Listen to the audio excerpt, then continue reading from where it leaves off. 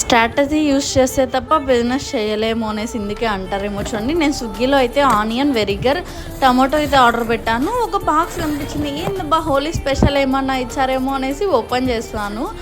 But ఎవరైనా సరే business చేయాలంటే ఖచ్చితంగా ఏదో ఒక ట్రిక్ యూస్ చేస్తే తప్ప క్లిక్ అవ్వదు. బట్ వీళ్ళైతే కొంచెం అయితే ఇలా ఒక పార్టీ బాక్స్ అనేసి అయితే ఇచ్చేసానండి స్విగ్గీ మార్ట్ వాళ్ళు. ఏముందో చూద్దాం అనేసి అయితే ఓపెన్ చేశాను. 5 రూపీస్ అయితే 5 ఐటమ్స్ అయితే వేశారండి.